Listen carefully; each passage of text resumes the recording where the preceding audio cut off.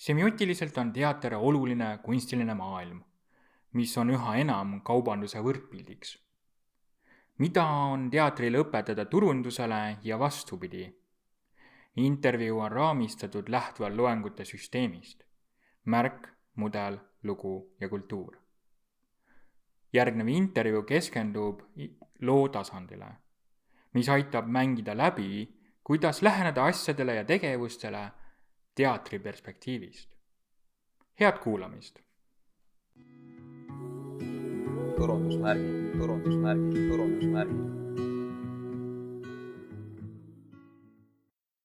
Tere, mina olen Sven ja täna räägin ma Anneli Saraga teatriteadustest ja selle seosest turundusega. Tere, Anneli! Tere! Alustame intervjuud väga lihtsast küsimusest, vähemalt ma loodan, et see on lihtne küsimus, et mis on teatriteadused ja mis on teater? Tegelikult see on väga õige küsimus, sellepärast et need, kes loevad teatrikriitikat, need panevad ilmselt tähele, et ka näiteks teatrikriitikas viimase 10 aasta jooksul on väga tihti kasutatud mõistet teater ja etenduskunst või teater ja tants kõrvuti ja hästi palju räägitakse tegelikult etenduskunstidest, sest et teater on oma niisugustest traditsioonilistest piiridest välja valgunud. Ühelt poolt on ta valgunud sellise siis kujutava kunsti suunas, performance'ite, happeningide suunas, aga teiselt poolt igasuguse niinimetatud populaarse meelelahutuse poole, nagu et näiteks uus tsirkus on osa tegelikult teatrist, siis kõikvõimalikud tantsuetendused, tegelikult ka kontserdid. Me näeme seda, et järjest rohkem on teatraliseeritud kas koorimuusikakontserte või siis klassikalise muusikakontserte. Nii et põhimõtteliselt ongi teatriteadus kasvanud osaliselt üle selliseks akadeemiliseks distsipliiniks nagu etendusuuringud ja just paar nädalat tagasi ilmus eesti keeles ka esimene õpik Richard Schechneri raamat Sissejuhatus etendusuuringutesse, mis siis haarabki tegelikult etendamise hästi laia spektrit. Schechner räägib tegelikult, et etendamine algab inimese eneseesitlusest, see, kuidas ta avalikus kohas käitub, siis sinna vahele jäävad mängud, meelelahutus, sport ja siis teises otsas on sotsiaalsed ja religioossed rituaalid.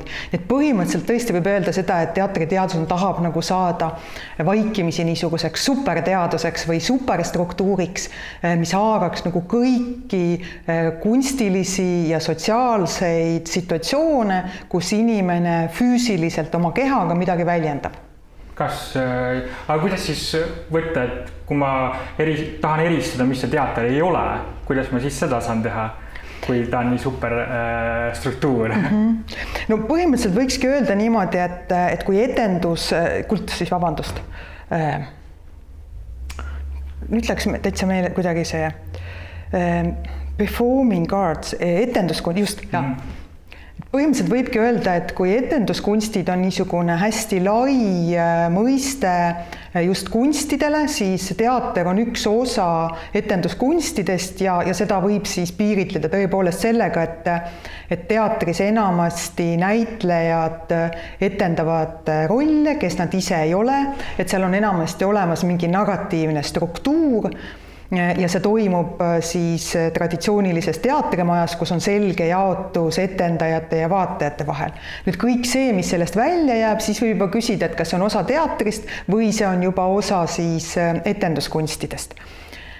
Ja siis, kui me nüüd püüame veel laiemaks minna, siis me võime öelda, et etenduskunstid on tõesti nagu kunstid, aga inimese kultuuriline käitumine paljuski põhineb etendamisel kui sellisel. Et me etendame iseennast, me etendame teatud väärtusi, teatud kavatsusi ja teatud ka ideoloogiaid. Et siis võib öelda, et teatri ja mitteteatri erisus on see, et teater põhimõtteliselt võtab siis kokku selle, mida me tahame siis etendada või nagu näidata, mis me ise ei ole võib-olla, ja siis see teine pool on siis see, et me oleme need, kes me oleme. Ma teeks nagu ikkagi selle kolmikjaotuse, et kõigepealt see teater, kitsas, mida ma arvan suurem osa Eesti või Euroopa kultuuris elavaid inimesi teab, mis asi see teater on või neil on mingi konservatiivne arvamus teatrist, siis on etenduskunstid, kuhu alla kuuluvad kõik kunstid, kus inimene on füüsiliselt esitab midagi ja lõpuks tegelikult ühiskond või avalik elu kui teatud tüüpi etendus. Ja seda viimast, see ei ole viimane, see väide ei ole midagi uut, eks ju, tavaliselt tuuaksegi näide siis renessansist, näiteks Shakespeare'i või Calderoni näidenditest, kus öeldakse, et maailm on näitelava ja inimesed on kõigest siis nagu näitlejad seal, või siis ka 50. aastatest on sotsioloogias päris mitmel korral kasutatud teatri siis mitte metafoori isegi, vaid teatri siis struktuuri selleks, et selgitada ühiskonna struktuure. Siis ongi väga hea üleminek meil turundusteemale, et kuidas on turundus ja teater omavahel seotud? Et teatriteadus ja etendusuuringute üks niisuguseid keskseid mõisteid on performatiivsus. Ja seda performatiivsuse mõistet, seda on ka minu meelest erinevad autorid kasutanud natuke erinevalt. Mõned, kui nad räägivad kaasaegse kultuuri performatiivsusest, peavad selle all silmas teatud etenduslikkust või teatraalsust.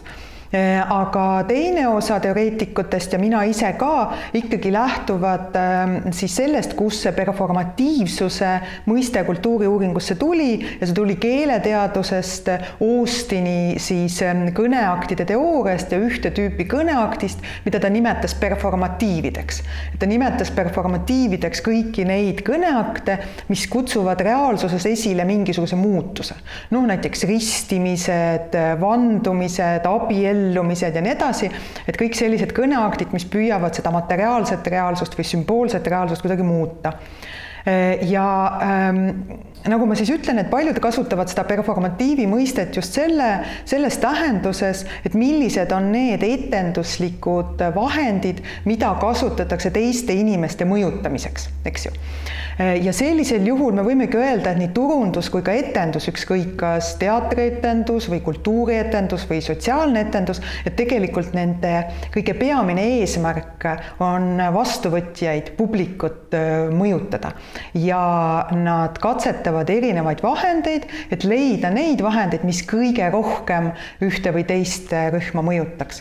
Et minu meelest tegelevad nad põhimõtteliselt täpselt sama asjaga. Et turundus ja teatriteadus. Jaa, või turundus ja etendus kui selline, eks ju. Ja siis ongi, meie põhiküsimus tegelikult ongi, et kui turundussemiotikas on hästi populaarne rääkida, et teater ja teatrimeetodid, et neid saaks kasutada kaubanduses ära, et kaubamaja on kui üks suur teatrimaja või hoone, kus siis on erinevad teatrietendused toimumas või siis terve maja ise on juba üks suur teatrietendus, võiks öelda omaette, et milliseid mõtteid tekitab see vaatenurk, mis turundussemiootikas on?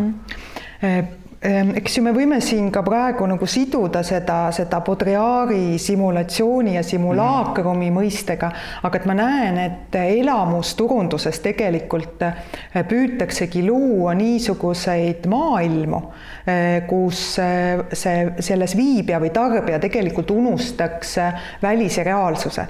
Hea näide on näiteks see, et kaubamajades enamasti ei ole kella, eks ju.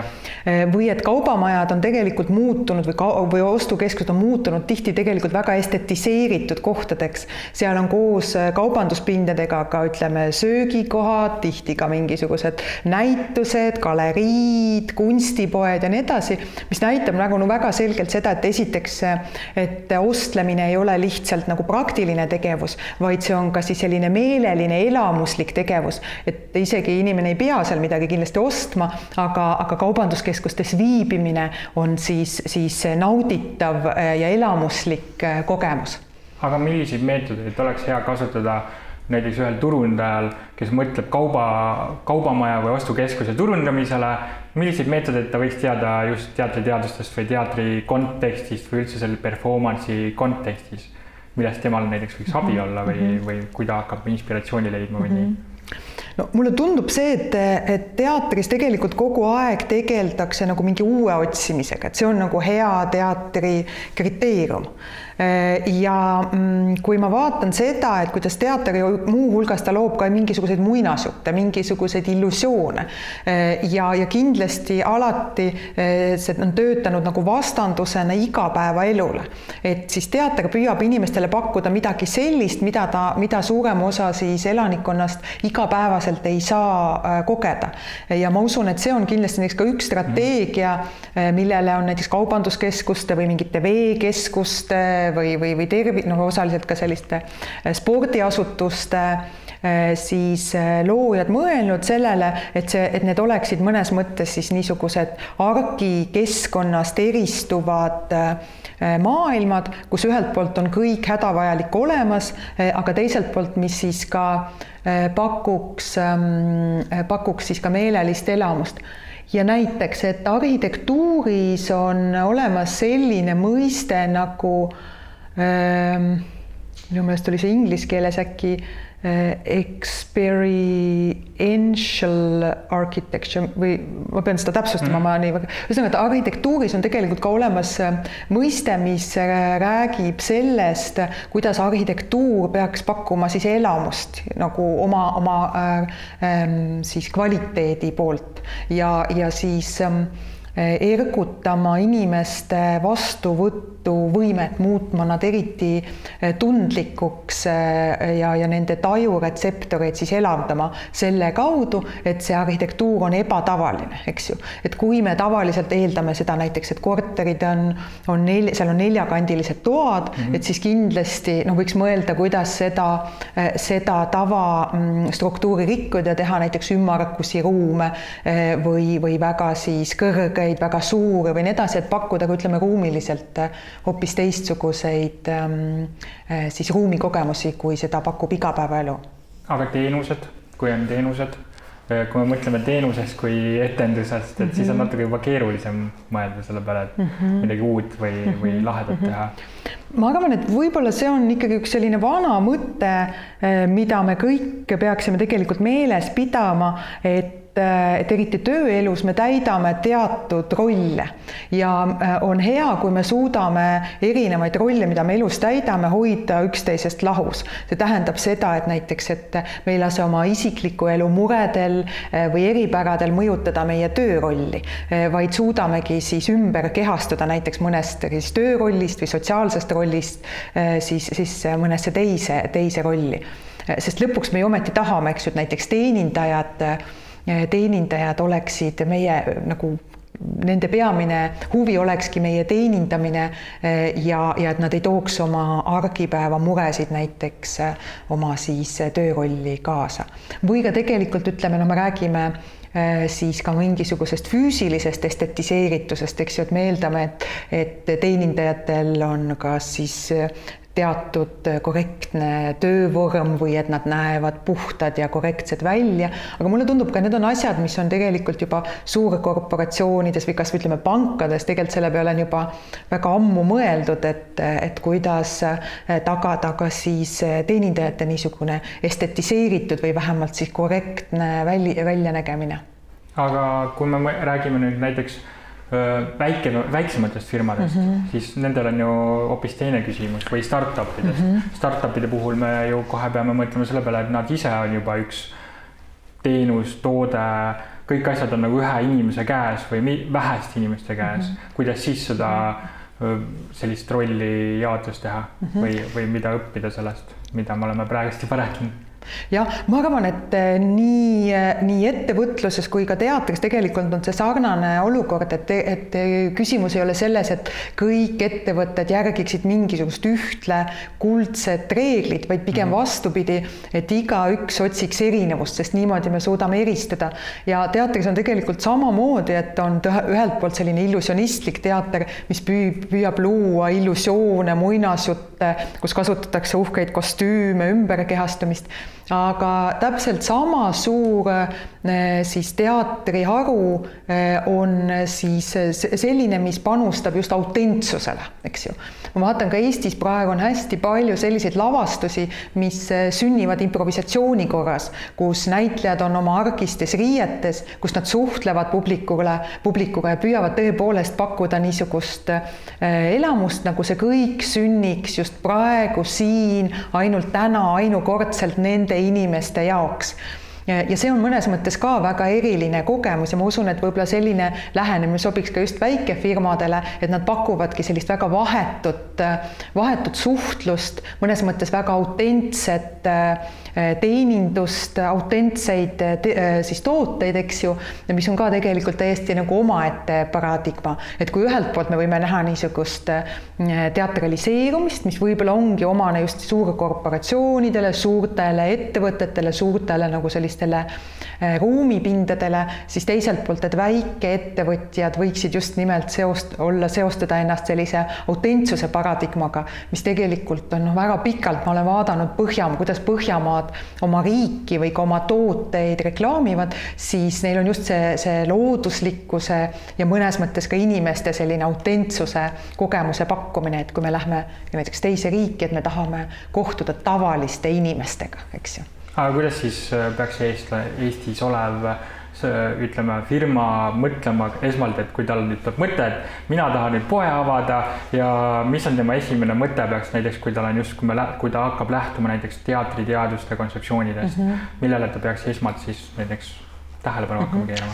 No ma arvan, et see on jälle nagu kunstis ja ettevõtluses väga sarnane, et ikkagi tuleks mõelda erinevuse peale. Ja ma arvan, et eriti niisugustes väikestes riikides, kus tegelikult sama tüübilisi tooteid või teenuseid või ka tegelikult sama tüüpi kunstile ei pruugi olla nagu turgu. Et küsimus on ikkagi selles, et kuidas leida üles omapära ja tegelikult vaadata kõigepealt ringi, et kas mis mingis konkreetses valdkonnas juba on, kas olgu see toodete või teenuste valdkonnas, et kas see valdkond on võib-olla juba täis, võib-olla on juba väga palju erinevat tüüpi tooteid või teenuseid selles valdkonnas ja võib-olla sinna enam ei mahugi tegelikult uut tegijat.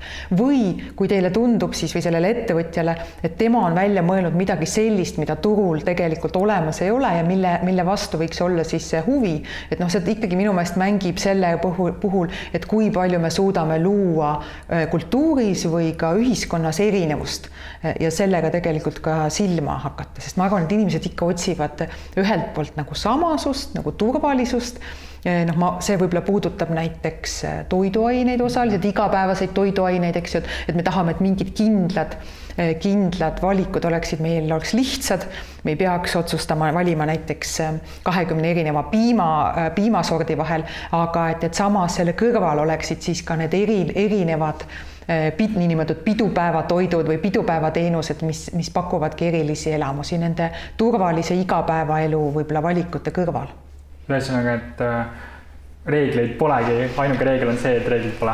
Ja, minu meelest küll, sest minu meelest ikkagi see on seesama, et tegelikult on vaja loovust ja julgust tegeleda asjadega, mida veel ei ole olemas, mis võiksid olla need tulevikuteenused või kaubad, eks ju, või mis tundub, et ikkagi nagu niisugusest peavoolule pakuvad erinevust, sest me peame paratamatult nagu tõdema seda, et selline igapäevakaubandus on ikkagi suurte kettide käes, suurte poekettide käes ja nii edasi, et nendega on, nagu ma arvan, inimesel, kes hakkab just ettevõtet asutama, on väga keeruline võistelda sellega, mis on juba suurte korporatsioonide tugevus. Et ikkagi ta peab paratamatult mõtlema, et kuidas ta saab luua erinevust. Aga kui võtame nüüd väikse näite, et selle õppeaine raames või podcasti raames inimene teeb postri või sellise plakati hakkab tegema ja tahab näidata, et nüüd tuleb mingi elamus, millele ta näiteks võiks siis tema tähelepanu hakata liikuma, kui ta hakkab sellist asja levitama. Kõigepealt ma soovitan tal minna mingisuguste teadete tahvlite ja seinade juurde, kus juba postrid on olemas. ja mõelda selle peale, et kuidas nüüd tema poster silma paistaks, et millist visuaalset või verbaalset keelt ta peaks kasutama, et keegi üldse sellele postrile tähelepanu pööraks, sest ma arvan jälle, et küsimus on ikkagi nagu siis ühelt poolt erinevuse leidmises või teiselt poolt ka, et õppima nendelt, kui ta näeb, et näeb näiteks postrit, mis talle tundub, et see on väga hea, et see on väga hästi koostatud, et ma ei tea, see on piisavalt minimalistlik, et see on piisavalt üldarusaadav ja nii edasi, et õppima kas parimatelt tema enda meelest või siis ikkagi mõtlema selle peale, et kuidas ta üldises kontekstis välja paistaks. Ja siis kokkuvõttes ongi kuulajatele võib siis sõnumi öelda, et teater on peaaegu igal pool, küsimus on rollis, küsimus on strateegias ja siis sellest, kuidas siis võimalikult erisust välja tuua, et teater toob erisusi välja, mitte sarnasusi niivõrd välja. Jah, sest üldjuhul kunst tegeleb pidevalt ikkagi nagu uuenduslikkusega või me hindame kunstis üllatuslikku, uuenduslikku erinevust. Ja mulle tundub, et see tegelikult need samad kriteeriumid teatud määral on rakendatavad ka, eks ju, tootmises ja teeninduses. Aga labasused, nagu me rahvakeelist kuuleme, et see ei ole kunst, see ei ole teater, see ei lähe teatrisse kuidagi üldse kokku, et kuidas siis sellega nagu mitte just võidelda, aga kuidas sellest siis aru saada, kui me võtame nagu poe konteksti, et pood teeb mingit teatrietendust ja nüüd ta rakendab, nagu me ütleme, et see on spekter, ühes otsas on klassikaline teater, teises otsas on juba väga vaba tõlgendus teatrist, et siis kuidas siis selles maailmas orienteeruda? No ma läheks praegu liikvele teatrist, sest et ma ei ole selle peale vastand asjale mõelnud. Et teatris on ka, me näeme seda, et publik on hästi tundlik, kui laval vannutakse. Ja see on nagu huvitav, et igapäevases elus tänaval me kuuleme, võib-olla ka kodudes, kuuleme üsna paljud inimesed vannuvad, mõni loomingulisemalt, mõni siis väga stereotüüpselt ja kuidagi me näeme, et inimesed selle peale ei minesta või ei reageeri selle peale. Aga kui see pannakse teatri lavale just kui nagu kunstipüha, või kunstiraami sisse, siis see tegelikult saab tohutu võimenduse ja ma näen ka, et kaasaegses Eestis selline, ütleme tõesti ropendamine või mõnes mõttes ka alastus või eriti ka ütleme näiteks seksuaalakti kopeerimine, siis tundub just kui labane teatris. Aga et me näeme ka seda, et igal pool üle Euroopa teatris käivad 2/3 publikust on naised. Ja kas see ei ole äkki niimoodi, et me olemegi oma sellise kõrgkultuuri nagu tegelikult mõnes mõttes teinud niivõrd steriilseks ja eristanud selle niisuguse igapäevaelu füsioloogilistest tegevustest. Ja kui et võib-olla just nimelt selline räme teater, selle jaoks on ka Peter Brook on välja pakkunud ka oma siis termini räme teater, et selline räme teater võiks olla just see äkki, mis kõnetab näiteks mehi, kelle jaoks võib-olla selline traditsiooniline teater on liiga silutud, liiga kultuurne, liiga ümmargune, et seal on liiga vähe seda elumahla. Nii, aga nüüd ma peaksin tõmbama mingi paralleeli siis sellisesse turundusmaailma. Ja siin mulle tundub, et see asi on võib-olla ikkagi natuke keerulisem, sest et teatris üldjuhul ka see rämedus on ikkagi kuidagi raamistatud, nii et selles kultuuriruumis olevad inimesed saavad aru, et see ei ole nagu päriselt, et see on lihtsalt nagu kunstiteose oma keel.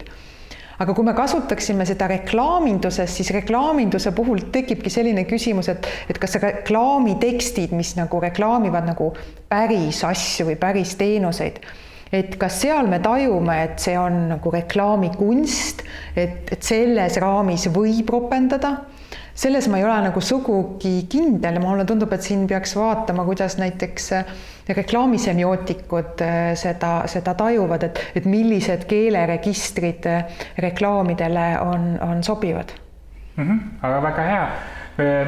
Kuulajad kindlasti on nüüd mõistnud, et loovus on see peamine koht ja reeglite ainuke reegel on see, et reeglid pole. Aga aitäh sulle, Anneli, et selle väikse intervjuu eest. Aitäh, oli väga meeldiv vestelda.